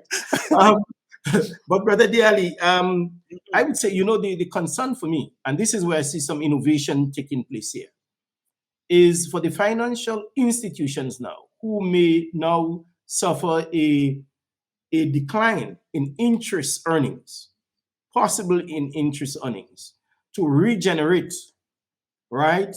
And to come up with innovative ideas to expand the income stream, to develop new income streams, right? You can, in fact, that will be my concern, the extent to which the financial organizations, the credit unions, the banks, and so on, develop new income stream to take care of that decline. Because if you are paying your interest, right, money towards your loan, and generally, Mr. Diali, when we as customers, borrowers pay, they do not necessarily tell us, well, this goes to principal and this goes to interest. They take it as one payment. But in the back office, they split it. What goes to principal, what goes to interest. Yeah. And the so banks, what we need to sorry, go ahead. Right. So what we need to do is to ensure that in the classical form of interest payments, and where interest are earned and where interest accrued to customers, because how interests are accrued, or how interest payments are placed on customers, it's an important part of the mix of calculating interest rate payments. And therefore, it is very clear that done in that manner and done in a way in which the institution do not seek to maximize financial returns, it should lead. And all the research I've done, I shouldn't say all, but the research I've done so far on this, the impact of biweekly payments on loan payments, you see what it is monthly, and you see what is done bi-weekly. So simple search will reveal that to you. Go ahead, Mr. Dea. Go ahead. I will argue with you, Doc. Of one organization, one financial organization, and the disparity, the differences is very clear once done properly. I wouldn't use Dr. Bubb's time to argue here. I will just say we will take it offline and let's see what your research can convince me. But what I'm certain of, the financial institutions are private institutions. They have to protect their creditors. They have to protect their shareholders and make sure that they make money in order to keep the financial sector strong. They would not do anything to their interest to jeopardize that, because interest spread, as you know, is important for the bank. Understand, for them to make profit, they have to have the maximum spread as possible. And I heard you mention about overdraft. In an overdraft, what you neglected to mention, yes, you have a 12% or 11% charge on your overdraft, but it fluctuates based on how you make deposits to the account or not. So there's an upward and downward spiral, Thank you and very that is much. key. So let me Thank finish. you very much. So let me finish. That Let him finish, overdraft please. is quite Dr. different to how interest is calculated on a mortgage, which is where the interest rate is what you're talking about. And in a mortgage situation, if I, as I said to Dr. Bob, if you pay $1,000, I'm saying 70% of that $1,000 in the early stages of the mortgage, probably if it's a 25-year mortgage, probably for the first 13 years goes to interest, because the banks need to recover the interest to ensure that they protect the spread. And 30% will go to the principal. So I'm yet to be convinced how your frequency of payments, if you split that $500 and $500, frequency will cause the interest to drop. That is quite different from frequency of more payments towards the loan in terms of its principal amounts, not frequency in terms of a split of the same $1,000 between half month and the second half. That frequency, in my view, because the banks will not change the method of how they apply the interest on the mortgage. They will take the $500 in the first half, take the $500 in the second half, put it there and apply the $1,000 to the mortgage, take 70% of it for interest and 30% for principal. It doesn't change that interest calculation and how it is done. If you want to say the banks need to change their method and innovate and so on, that's a different conversation entirely. And I don't know how you're going to convince the banks to go into different instruments to generate extra income or different income streams from what they do. Because as you know, the banks are tightly controlled by ECCB. So anything they do and any other avenues they tend to look at, ECCB will examine it with a microscope to make sure that there is no conflicts of interest and no jeopardization of the true mandate, which they are served on by ECCB. So it may be a conversation, but how they're going to effect it is going to be a different thing. So I hear you, and that will just be my comments. But I am quite open to letting you provide me with your calculation to see how frequency of the same amount, 500 split, is going to reduce interest for the ordinary man who comes in and says has a mortgage payment. Well, I would like to set up a conversation maybe with you guys offline for that to happen. But Yes. I do want to get Dr. Gilchrist, say your comments on this. I did not get your reaction. You've been listening to this debate here. I want you to chime in. I did not forget about you, sir, but I needed to get I feel lonely. I'm Brother three doctors Diali. here. But you should not. Chris, you and No, I no, went to the best high school in Grenada, so that That you is should without not feel doubt. That is without isolated. doubt. School. We went to the best you presentation are college. talking about GBSS, right? No, you're not talking GBSS, about GBSS. No, Yeah, we're not at all. talking, we're right? talking about the elevated ones, the one on the Yeah. high hill, on the top of the hill. Where No, the edge ray. The Ezra, but, yes. but Go ahead. I mean, I'm enjoying Yes. this conversation because I think, Yes. just as a side note, one of the courses I teach at the universities is business mathematics, which dealing with the same issue that we're dealing with. So I know the students are listening to the conversation, right? It's very important. But the only thing I want to add, when I look at what my friend Diali and Dr. Teacher is saying, is that originally the amount payable on the load is calculated based on the interest periods and the interest rate. Now, what would be great is if you have a recalibration of the loan to having more interest periods associated with it. Let me say what I mean. If you take out a 5-year loan, right, and you pay your interest monthly, right, so that's 60 interest periods. Now, if you're paying it twice monthly, that's 120 interest periods. That affects the interest rate. Now, what is interesting, I would really like to see how the banks will do it, because nothing has changed except that they get the money twice. So we'll have to do the calculation because the interest is not affected. You see, the Ali's point is to see a real impact, the interest would have to be affected. Correct. Right? But the interest is not affected. It's just the payment. Now, from where I sit, and I'm speaking professionally, we would have to see how that works out in the interest of the banks in terms of this safeguarding the interest earnings. We have to see, because if nothing else change in the parameters of the loan, just the amount you pay, we have to see how the banks deal with that. I'm telling you how the bank's going to deal with it, Chris. Yeah, The banks so are going to take the first 500, they split your 1,000 in 500, 500. They're going to take 500 up front, 500 in the back end. No right. change. So what I'm hoping, because my recommendation on this matter is that when the payment is made by monthly, the first half of the month, maybe for the bank to hold it. Just hold it and wait until the second payment and just make one payment. But that's what they're going to do. Because you see, if you leave it in the ATM, it's going to go. They should hold and that their delinquency might increase, because at the end of the second payment, the amount of money left on the account may not be enough to service the loan. So maybe the bank will safeguard themselves by doing that. By holding that, swiping it off and put it there, when the next and then make one application. Because if you try to apply it on the interest rate, it gives a different set of calibrations. Correct is right. And remember, the bank system will calculate interest daily. Yeah. So it's a daily calculation. So when the payment comes in, the payment comes in on the amount of interest accumulated for 20 days, 30 days. They take that payment, they apply 30% to principal and the rest to interest. Yeah. So all I'm saying is that the intention of the government is that in applying the policy and rolling it out, is they don't want the employee to be worse off by that transaction.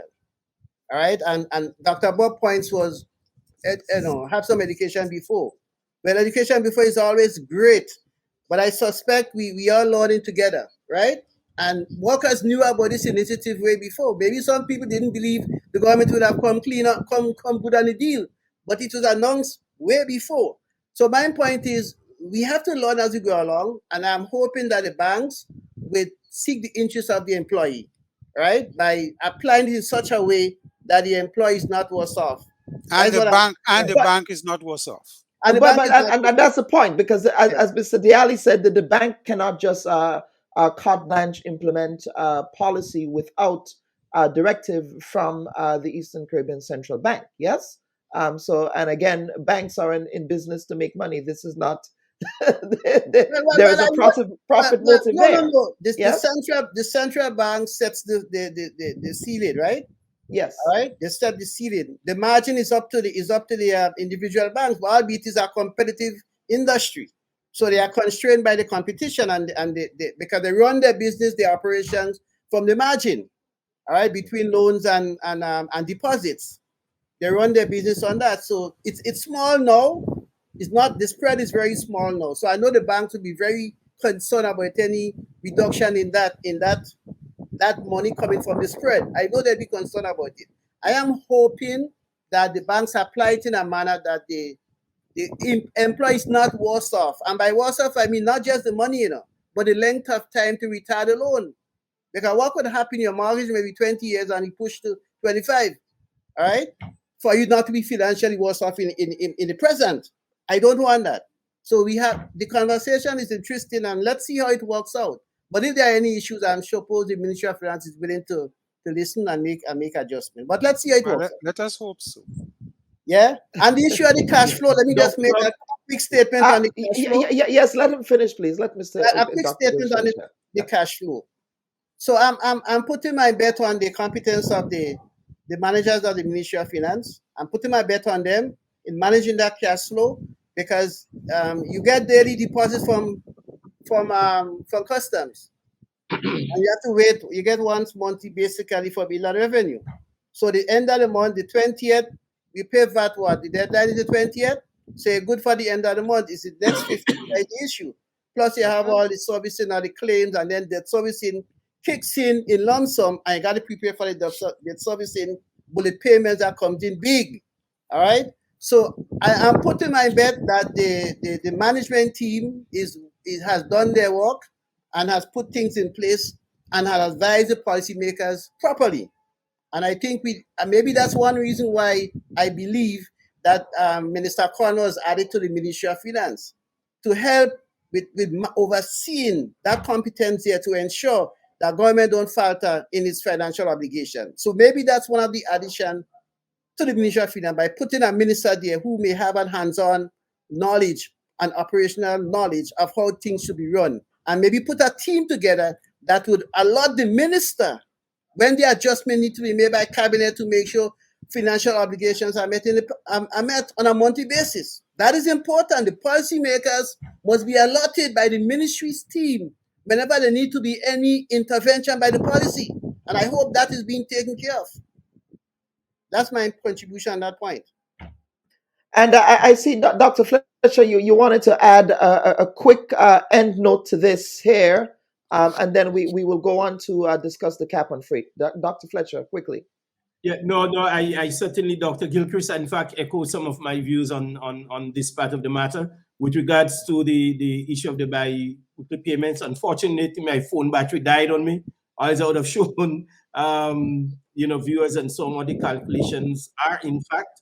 So, but brother, we will discuss it offline and we'll see the calculations, but at the core of it will be how the financial institutions choose to respond to a major economic policy announced by the government, and how it is going to work together for the total transformation of the economy of Grenada. Because I suspect that it is part of the transformational agenda, right, which focuses on economic transformation. Therefore, that bi-monthly payment should affect the way financial organizations respond to this policy issue, notwithstanding the fact it's private sector driven. Profit is a major goal of all private organizations. They enter into business with expecting a profit in return, but let's hope for the better. And we will discuss it offline. Absolutely. I will have, in fact, yes. promising a private session. Put one thing on your radar. For us to discuss offline, the issue of wages on the port. And if you want to transform this economy in terms of inflation and other things, let us take that conversation offline. But that is a major transformational issue. Yes. Yeah. Because as you know, what happens there. But that's a different conversation. Sorry, Dr. Bode, go ahead. No, and that's okay. I've been taking in so much knowledge from you gentlemen, this area. That's why you're here as the experts to edify our viewers and listeners. But at the press conference, government announced the removal of the cap on freight relief measure. Actually, it expired on Friday, the 31st of March, 2023. Now, the government said as a result of this measure, they gave up $5.4 million in revenue. However, the Prime Minister said that in respect of the cost savings that were passed on to the consumer, he only identified two cost-saving measures. Well, actually, one cost-saving measure. Well, two, actually.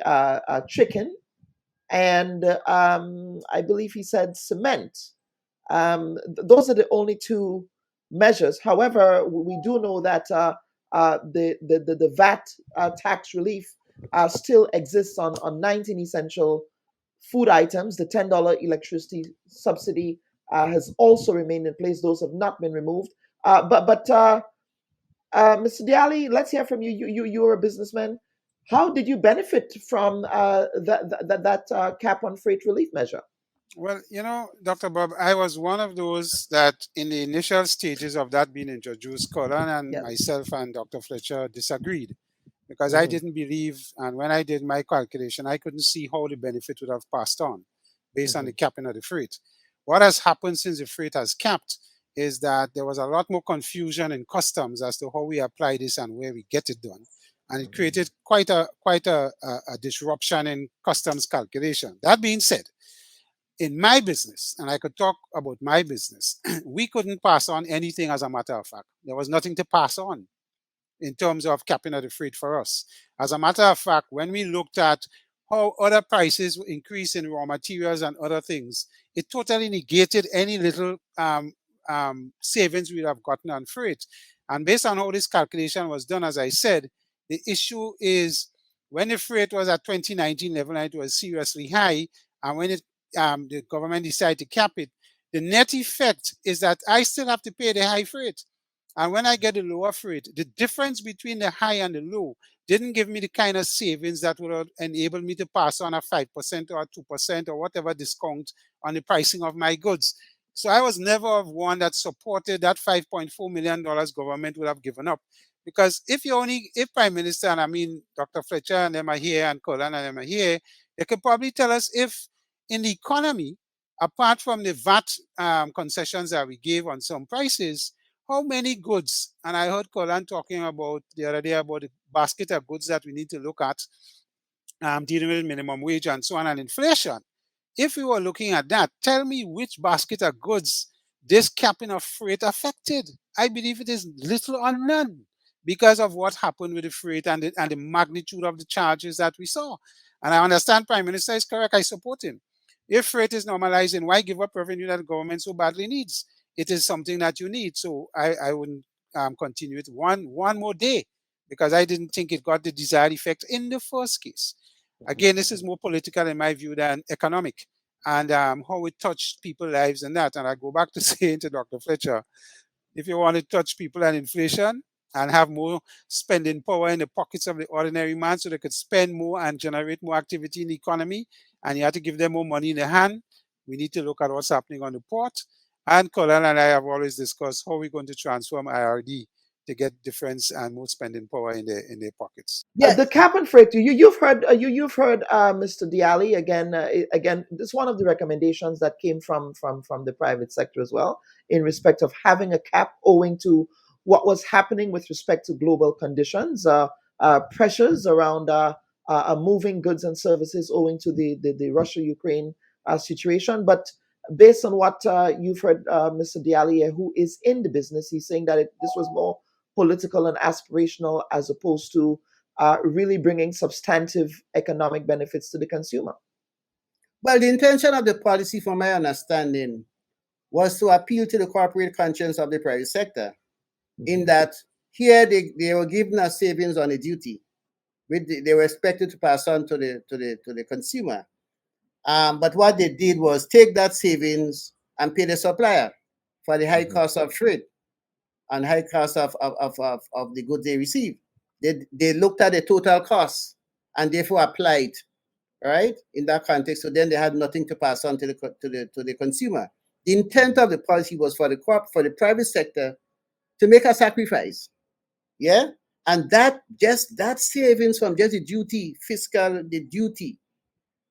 subsidy, pass it on. But the private sector is saying, when they look at the total cost, there are other moving elements in the cost of acquisition of goods and services, and they use it and apply. So in other words, it turned out to be a subsidy for the private sector instead of going on to the consumer. So it was more of a subsidy for the private sector. The private sector they applied benefited. in that way, but that was not the intent. The intent was for Mr. Diali to express corporate support, all right, and corporate sacrifice, and not do that. But he said he was unable to. Yeah, from a business perspective, he was unable to. But that was not the intent. One thing to have an intention. Go ahead, Mr. Diali. I say it's one thing to have a good intention. The other thing is, if Colin was my consultant and he come and tell me sacrifice and pass on a 5% discount and then suffer a loss in the cost of goods, he will be fired immediately, and he knows that. So none of us will go there. Because at the end of the day, the business has to make as much profit as it can, as reasonably as it can, because it operates in a competitive environment as well.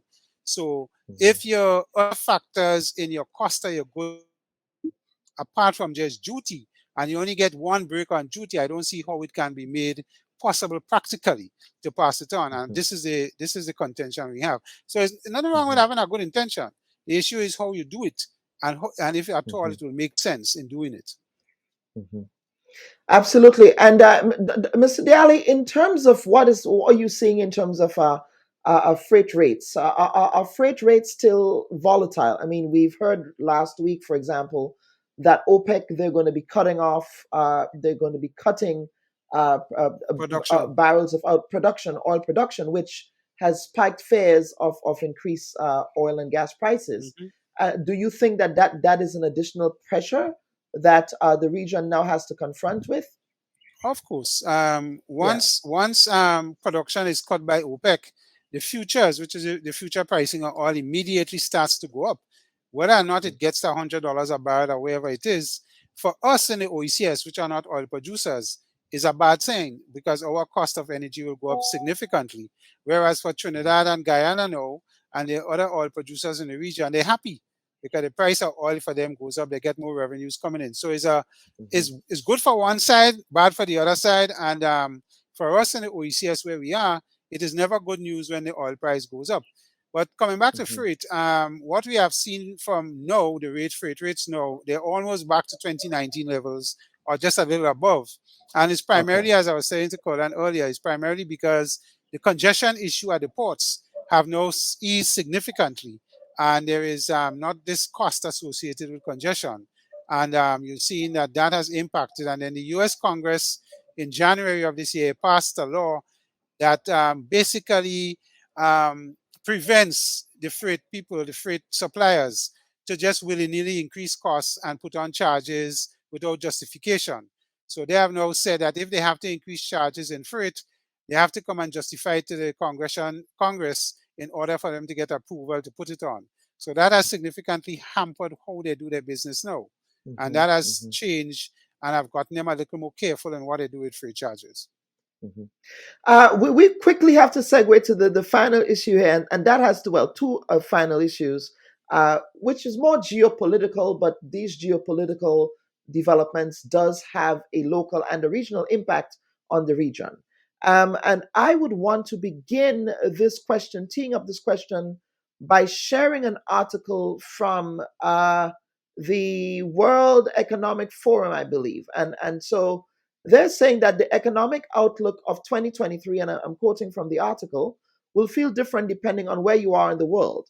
Now, while the overall global picture is gloomy, and almost 20% of the respondents now see an extremely likely chance of a global recession, double the number as in the previous survey in September. So they surveyed different countries and economists to look at what the likelihood of a global recession. Now, the majority of chief economists expect moderate or strong growth in the Middle East and North Africa and in South Asia, while more than 9 out of 10 think that growth will be weak in the US and Europe. In many respects, our economies tend to be tied more to North America in many ways. Of course, there are attempts to look at non-traditional markets as well. But how do you see this global recession, or potential for a global recession, going to affect us? Is it going to be the same as what we witnessed back in 2008? Of course, the financial crisis in the United States sent ripple effects around the world. We saw the impact of that in Grenada back then. Within this context, would we be seeing the same impacts, or do you believe that we have enough safeguards that would enable us to be cushioned from the more deleterious impacts of that recession, if it does come? Dr. Fletcher, I would want you to open that on that one. If you can unmute the mic, Dr. Fletcher, and then proceed. Yes, go ahead now. Thank you. Sorry about that. So the experts think it's that there's going to be a recession, and B, the extent and degree of that particular recession. I mean, you read various things, and they have varying point of views depending on the factors that have been considered. But let us assume that is on which one of the assumptions and which we are going to go forward with, which is we are likely to see a recession and forth. I think the fact that we are so intertwined with new economy, but certainly with Asia, we are going to get some tailwinds, right? From if the recession takes place in Europe and the United States, but it depends on the severity of that recession. If we're leading to mass unemployment, if we are seeing persons losing their jobs, there's significant reduction in investments and so on. One is likely to feel the pains down our side. My own view is this, that it is possible that we're going to see a recession in the US economy and possibly Europe. The way our economies are tied, the impacts that we are likely to see are, one, is in the issue on tourism. Main sector that's going to be affected is tourism, as persons' disposable income might decline. And we see that happened in 2008 and before, the reduction in flights. We likely see. The second impact that we are likely to see is in the supply of goods. But the US has made that move, which Brother Diali has alluded to earlier on, regarding increasing cost of freight and so forth, that justification, therefore making it more difficult for persons to willy-nilly increase prices, and so on. The nature of the Grenadian economy, I would say that though, the inflationary impact and the recessionary impact is always based on our vulnerabilities. The fact that we're open economies dependent on outside factors, whether it's in trade or tourism, makes us extremely vulnerable. So the degree to which Grenada will be affected, and certainly the region, is really dependent on the seriousness of that recession, if and when it comes. What it points to, though, and I think that we should have some of the discussions going forward, Dr. Bubb, is the degree to which the Grenadian and regional economies need to step up and build much more resilience, right? Build much more resilience within our own economies to forestall, to delay, and to really stem the external impact. Our inflationary impact is generally import push inflation because of our exports. And we saw it will happen with COVID, and we are experiencing it on a daily basis. So I will say, broadly speaking, until my colleagues respond, the degree to which we will be affected by any recession to come or in the making will be dependent on the severity of the recession and the sectors that are impacted in the US and Europe. Let me bring in Dr. Gilchrist here. I'm not too sure what happened with Chris's connection there, but we're going to wait for him to return. But Dr. Gilchrist, global recession, and now that it would appear as if we have some legroom to be prepared for that, if you will. As an economist, you speak about managing expectations, managing these challenges when they come up. What specific actionable fiscal steps should government take to really manage the fallout from that recession, both in Europe and the United States, if it were to occur? Yeah, so you're correct. And I want to continue from where Dr. Fletcher left off, because I think our economy is very open, very, very open. We're very dependent on the rest of the world. Our leading sector is tourism. It will definitely affect tourism. And we know what happens if the tourism sector go into recession.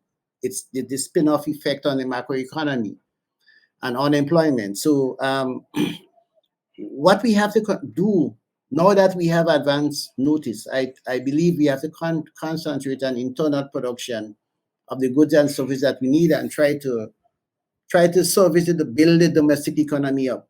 We have no choice. We have to go back to our culture so we can feed ourselves and less dependent on the rest of the world. We also have to move to a trade regime where we do more trade with CARICOM and the rest of the region. Because if that recession do materialize, it will be very bad. It will be very bad because we are so tied to that global economic community. We are very, very tied. Our financial sector will be affected. Yeah, we already have the issues with in terms of correspondent banking and all of that. We cannot afford another recession.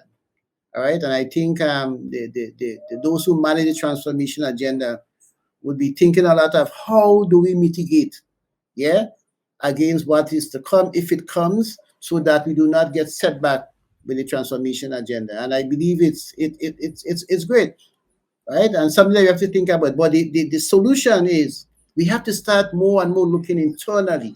What can we do for ourselves with the resources that we have to meet the needs of our people and to grow the economy? We have to take that conversation deeper and deeper and in a more practical way. Dr. Bob, are you hearing me?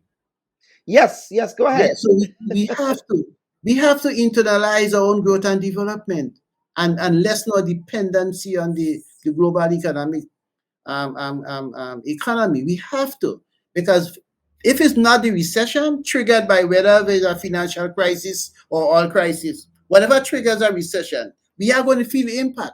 So we are looking at that kind of recession. We are going to feel it. We have to develop mechanisms to cushion those impacts. And the way you do it is to build the domestic economy.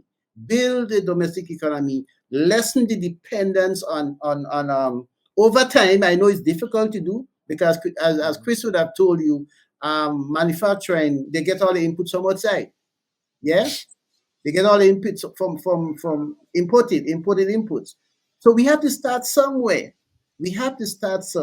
And this is where. But Dr. Gilchrist, I'm saying to myself, we had an entire global pandemic where a lot of the things that you just articulated here, we articulated those issues during the global pandemic. And I'm saying to myself, happened. What have we learned from that? So we're going to, another financial crisis, economic crisis might be affecting the world again, on top of what's happening in Russia and Ukraine.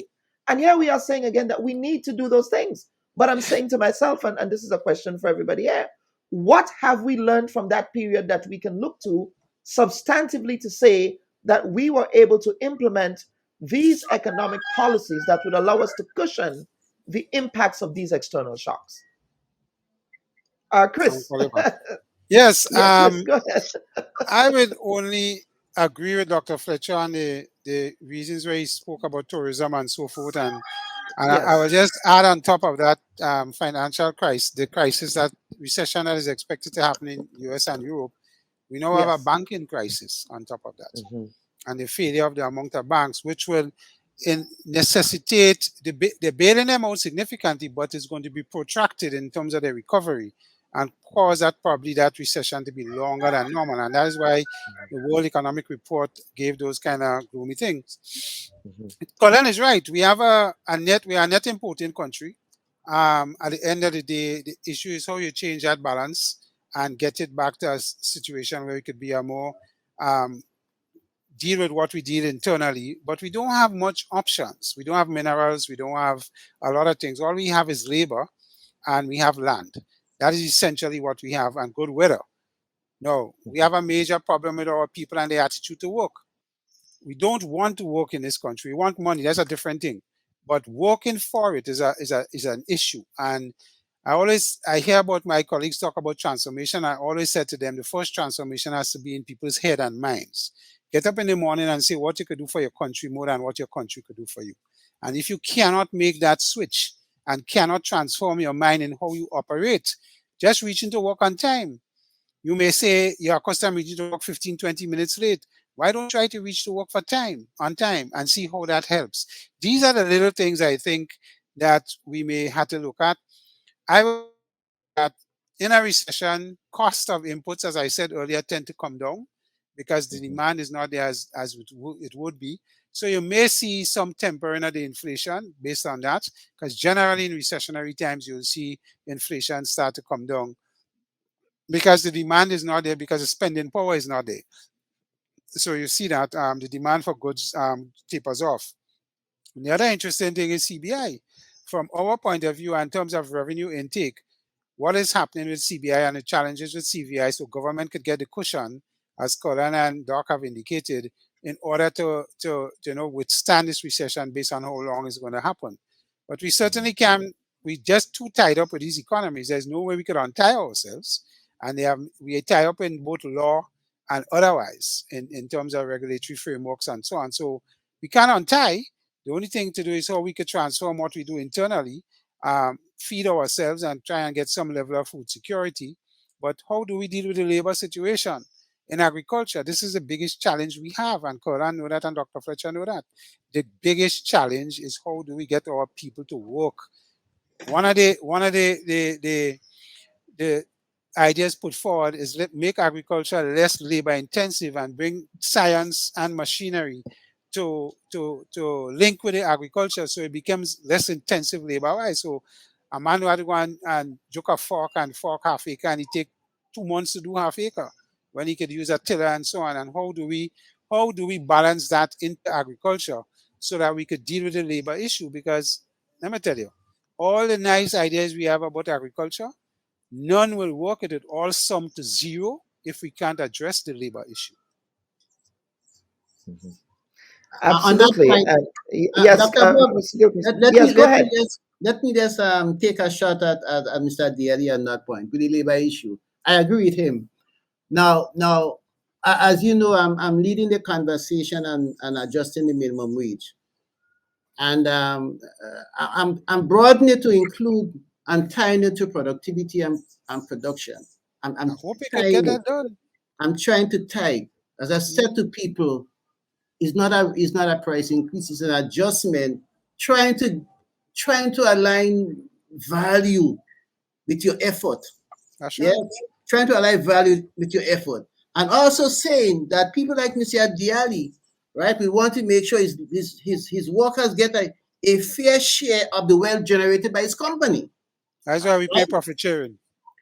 Okay, you have an answer. To get a fair share. Dr. Gilchrist, he came prepared for that. He was waiting for that. Yes, but hear what? From the side of the fence I'm working on now, and that issue, I am hoping that if we offer a wage to labor in the agricultural sector that is competitive with the other sectors, we may see an improvement in the demand for labor for agriculture. Let me throw a caveat for you, Doc. Right now, the issue is labor movement. That's what we have to convince. The labor movement believe productivity is a management issue. It's not a workers issue. Right? That is the first thing. So that is the first transformation you have to have. The second thing is, let's take construction. There is very few construction workers work at the minimum wage.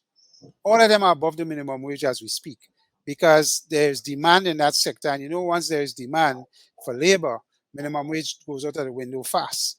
So it's a matter of getting people to work. And if a man, same thing in agriculture, you can't get a person to come in agriculture and work 7.5 hours in the hot sun and so on. So they will tell you they will work from 6 in the morning till 9 or 10. When the sun come up, they don't work. You have to put them somewhere where they could do something else if you want them to work 7.5. So I'm saying, yes, we need to restructure how we do in agriculture as well. But the productivity issue is very much linked, not so much to a wage issue, because for you to get them in the first case, you can't pay them minimum wage. Nobody coming and work for you for $40 a day. It's $60 and $70 a day. So if you adjust, then you have to do the adjustment on the other side. And I agree with you. You have to find a way to link the payment with value of work and productivity. The issue is that our labor movement in this country is not sold on that. So when I try to link in my business, pay with KPIs, your performance indicators, and I will pay you bonus and so on based on how you perform in the year, they tell me they don't want to hear that. I'm just saying. So you have to convince the labor movement of that shift first, because if we don't get that shift, no matter where we adjust the minimum wage, it won't make a difference. I'll be paying guys for work that they ain't doing. And this is a conversation we actually will be planning to have. Last week, when Attorney General Senator Claudia Joseph appeared on the program, we discussed the minimum wage advisory committee that has been put in place. A shot across the bow to the unions. The unions, you will be invited to have that conversation on the Bubb Report when that time arises, especially the recommendations. I know that your committee, Dr. Gilchrist, now you're doing consultations. So yes, we are on the verge of a recommendation. What once those recommendations are released, Dr. Gilchrist, we would love to hear from your committee on that question. In addition to pension reform, I will be doing a lot of communication with you on that as well. But the final issue, gentlemen, that we want to talk about today has to do with also an announcement made by Prime Minister Deacon Mitchell at the press conference. Now, in September of 2022, September of last year, the OECS and CARICOM they signed a partnership agreement with Afrexim Bank, which is Africa's export-import bank, and Prime Minister Deacon Mitchell indicated that Grenada would be seeking to utilize that facility for concessionary financing to drive Grenadian growth and development. Of course, those are loans, right? But at concessionary prices. He also indicated that they will be looking at support from the Development Bank of Latin America, which promotes a sustainable model development through credit, non-refundable resources, and support in the technical and financial structuring of projects in the public and private sectors in Latin America and the Caribbean. What this tells me, gentlemen, is that Grenada and other Caribbean countries are looking to non-traditional partners, whether that is China, whether that's now that bank in Africa, whether it's the Development Bank of Latin America. They're looking at non-traditional sources for financing. That can only be a good thing, can it not? I will begin with you, Doctor. Yeah, go ahead, Chris. Sorry, Carol. Absolutely. I fully support Prime Minister's move.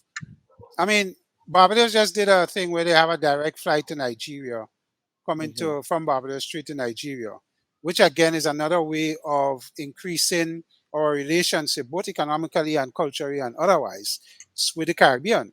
And instead of having to go through all the different ports you have to go through, and that is also an economic thing. The more you're flying different ports and you touch on, is more it's costly than a direct flight. So I welcome CARICOM's move to deepen the relationship with our brothers and sisters in Africa and even in Latin America, because we have traditionally not looked in those directions. We have never looked south, we always north.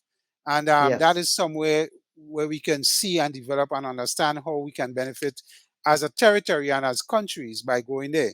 If the African Exim Bank wants to give us and look to us to see how we can develop financial relationship that is mutually beneficial to both of us, kudos to Prime Minister Deacon Mitchell.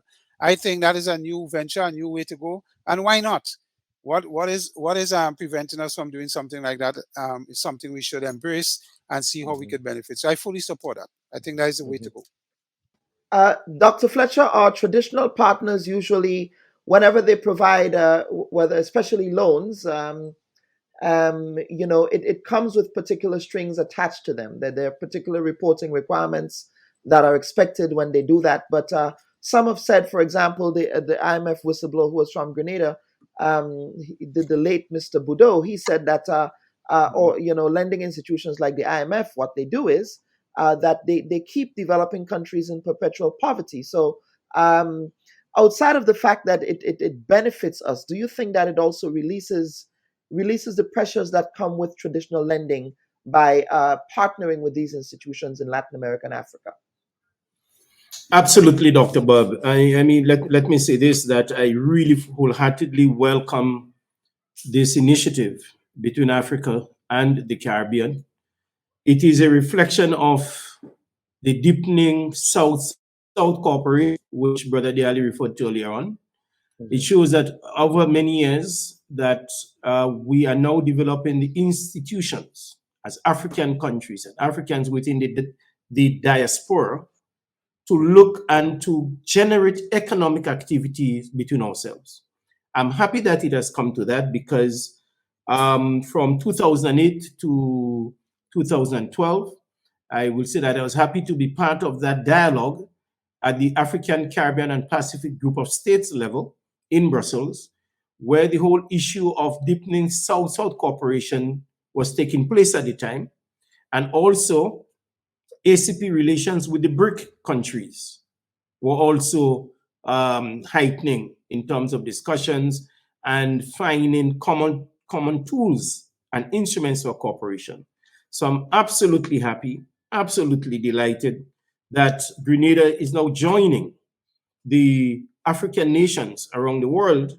I want to say African peoples, the Caribbean, certainly part of that, Africa Pacific Group of States, in embracing an African institution, an African organization that will seek to propel the interests of our people, unlike some of the traditional partners who have their own narrow global interests to serve that does not always coincide with our national and regional interests. So I'm absolutely delighted about that. And it shows the growth. Secondly, important point I think we should all note at this point, the expansion of the African Import-Export Bank reflects the growth and strength of African economies. Africa is on the rise, and this institution is at the forefront of expanding Africa's economic reach while embracing countries like ours into that partnership for development. So it is absolutely a good thing for us to get involved. We are getting involved at the right time. We must seek, however, to expand that reach.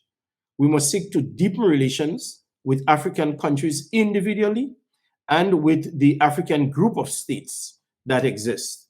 In fact, I would say that the relationship between Barbados and Nigeria and the continent of Africa generally did not happen overnight. Over the years, Barbados has been particularly reaching out to Africa. In fact, I think they have something called, the Barbados Africa Summit. Some months ago, just concluded, they had a major meeting in Bridgetown in which many African artists, designers, business persons, and so on, entrepreneurs were there. Grenada too must look at developing those instruments, those relationships, both at a bilateral level and at the regional level. So, Dr. Bubb, this is exciting news. It is welcome news for Africa and for the African diaspora, wherever we are. Absolutely. And Dr. Gilchrist, comments on that announcement. I personally was very happy with that announcement, because I believe that there ought to be greater global South relations, especially in a world that is becoming increasingly unipolar. Yeah, Dr. Bubb, I just add one additional bit to this. Yes, because go ahead. Next month, I think in either May or June, we're going to have here in Grenada a global forum on the creative industries, in which, as I understand it, many African countries and persons in different parts of the creative industry in Africa are expected to attend, or they certainly would be welcome to attend. So I think this is good for Grenada, it is good for the Caribbean, and it is good for us to reignite that relationship between ourselves and Africa. And from an international relations perspective, it shows that the world is still on a trajectory of multipolarity, and that the bipolar world and the unipolar world that we think about from time to time might just be changing. That traditional hegemonic construct. I'm excited to see the counter hegemony that's happening. It's long in coming. It's long in coming. You don't have only one power block anymore. Dr. Gilchrist. Yes, and Dr. Bubb, I'm glad that you mentioned that. My comment is that we have to move with haste. There's an urgency to maximize this window that is open up to us. There's an urgency, because let's not kid ourselves. The existing hegemony, the traditional lenders, they would respond like everything else. Every time the developing countries make a move to carve out their own pathway to prosperity, they have been blocked. So I'm saying there's an urgency for us to maximize the window of opportunity that is open. Yeah, because I know for a fact that the traditional lenders would respond. They would respond. Notwithstanding the alternative, you see what's happening to what's happening to the threat of the US dollar now, right? And the alternative payment mechanism. But by and large, they still control the global payment mechanism, the global payment system. So I am urging that we really move quickly to maximize this window, because I know there would be a response. by the traditional lenders. They will not sit idly by, right? They will not sit idly by. So let's move quickly, all right, to maximize this window of opportunity to get a source of financing to help our development. Yeah, because the traditional partners will respond. They will respond. Gentlemen, this was a very stimulating conversation this week. I want to thank all of you again for appearing. I know it's Easter weekend. I'm not too sure if any of you gentlemen still fly kites, or if you have that time with your children and grandchildren, or if you go to the beach or whatever it is you do on this Easter weekend. Let me say that I wish you a happy and safe Easter occasion there in Grenada. Any final comments before we close the program this week, gentlemen? I will let the two doctors go first No, no. and stay in the past. Just to say that we have to develop the kite flying economy. That's what I would like. Yes, Colin. Well, Colin, maybe you can add that to the transformation agenda. We really have to unpack and disaggregate what transformation really means. Okay, I think that is a conversation that needs to be had, because we hear a lot about transformation, but as a researcher, again, there is a term that we use: operational definition. How do you operationalize transformation? Let us disaggregate it variable by variable, or as Senator Diali would be familiar with in Parliament, let us consider the bill clause by clause. Okay, let's do that. Dr. Fletcher, some closing comments from you, sir. Yes, certainly. I think again, Dr. Bubb, it's been a good program. It happened. My friend Mr. Diali and I had discussed those very measures that we discussed this morning. The rollback of the tax, Diali, if you remembered, we were on, and we shared different perspectives in some areas, but common in others. But I think by and large, we have differ in some areas of expectations and outcomes. And now we are back again at the closing stage, Mr. Diali, of that capping measure. So it's good to be here, to have been here. So it's good discussions, and let's keep it up. The kite, Dr. Kilchrist, believe it or not, a long discussion with a colleague about the kite economy. How we can really develop this kite economy, especially from a rural perspective, to the stage where we have kite flying competition. Why not? Right? You remember some years ago, I think we had persons from the People's Republic of China, I think, that came with different kites and sizes and so forth. And it's something that we need to foster. From some point, it is culturally the kite flying holidays, and we should probably make something big out of that. All in all, I want to wish my colleagues who are here a happy Easter, certainly your viewers and listeners, and I look forward to continuing listening to you, Dr. Bubb, your program following on Sundays. I look forward to it all the time, not only to be a participant, but to be a panelist, but also to follow the conversations. Great platform. Absolutely. I want to wish you well for this weekend and enjoy. Thank you so much. And Brother Chris, my fellow PBC brother here, over to you. Thank you, Dr. Bubb. Final word. I truly apologize to you and the guests for my late arrival, but circumstances are a little beyond my control. I will certainly support the kite flying transformation agenda and economy, but we have to do like Barbados and put a law in place for all this noise that is creating the old people can't sleep. So you'll have to look at that as well. But outside of that, Dr. Bubb, yes, it has been, as usual, a stimulating program. I'm happy to be here and to contribute in whatever little way that I can, and I always look forward to coming on your program. So I thank you again for giving me the pleasure to be here with those two esteemed gentlemen, good friends of mine, that we have good conversations. We may differ sometimes, but we generally agree on one thing: the development of this little rock that we all live on and is part of. Absolutely.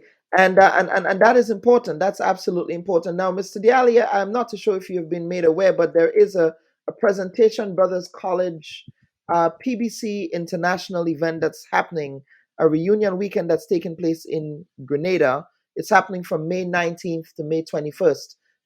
They are coming to Grenada for that event. It's Yes, I think I got a PBC WhatsApp alumni. message on that. Correct. Yes. PBC alumni from Trinidad, St. Lucia, Grenada. Everyone will be in Grenada for that event. So I trust that you would also check that out on Yes, behalf of yes, the most Presentation definitely. College family as well.